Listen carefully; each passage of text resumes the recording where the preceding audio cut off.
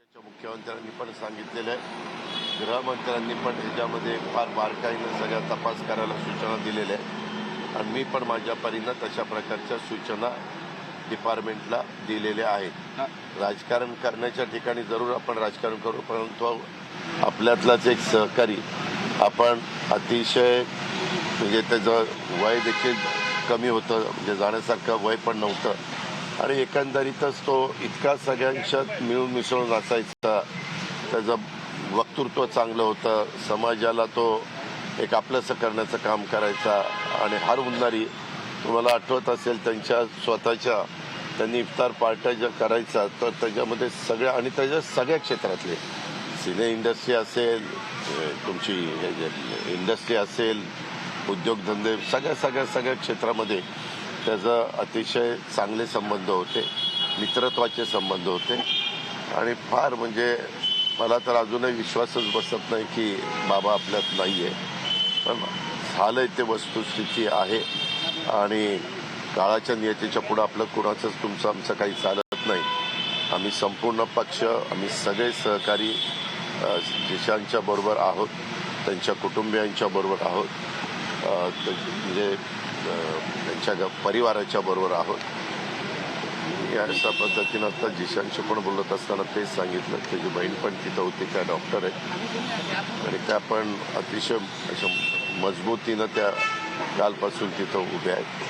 PM ला फक्त PM करण्याच्या करता वेळ लागला म्हणून थोडा आता जवळपास इतका उशीर झालेला आहे, परंतु आता मी डीनशी पण बोललो, डीननी पण सांगितलं दादा अर्ध्या तासामध्ये आता आम्ही तुम्हाला PM करून देतो. हिंदी में थोड़ा संक्षिप्त बता दीजिए कि आज क्या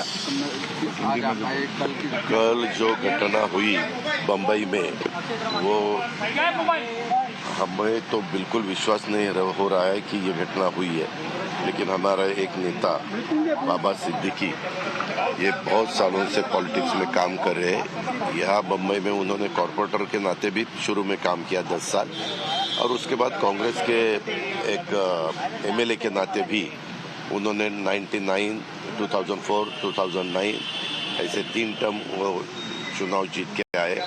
बहुत अच्छा असेंबली में भी उनका काम था, मैंने खुद देखा.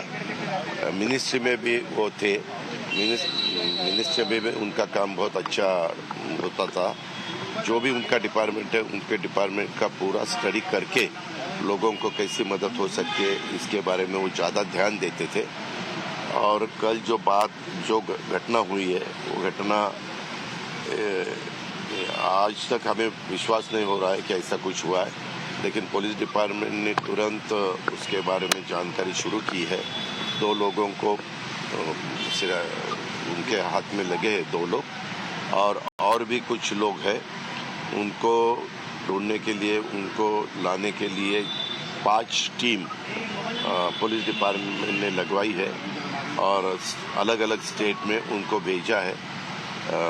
CM साहब भी इसके ऊपर उनका ध्यान दे रहे हैं, खुद होम मिनिस्टर भी दे रहे हैं और मेरा भी है, हमारे बाकी साथियों का भी है और जल्द से जल्द पता चलेगा कि एग्जैक्ट ये सब करने का कारण क्या है, किसने ये सब सुपारी दी, किसने ये सब किया.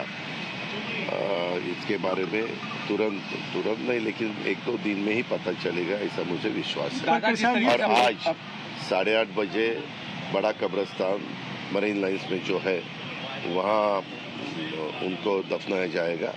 सरकारी इत्मीनान दफनाया जाएगा राजकीय सम्मान से. और उसके बारे में भी गवर्नमेंट ऑफ महाराष्ट्र ने ऑर्डर्स निकाले हैं और अभी थोड़ी देर के बाद पोस्टमार्टम होने के बाद उनको उनके घर में लेके जाने वाले हैं और वहाँ कुछ टाइम रखने के बाद उनकी जो कॉन्स्टिट्यूंसी है वहाँ लोगों को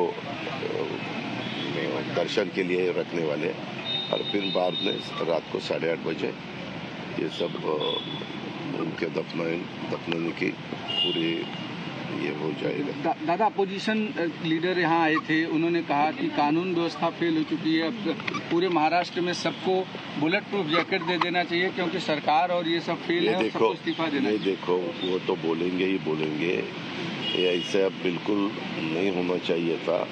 अभी अपोजिशन वालों क्या बोलेंगे, वही बोलेंगे, लेकिन हमारा काम है कानून ठीक रखना, कानून व्यवस्था ठीक न रखना, और उसके बारे में और भी जो भी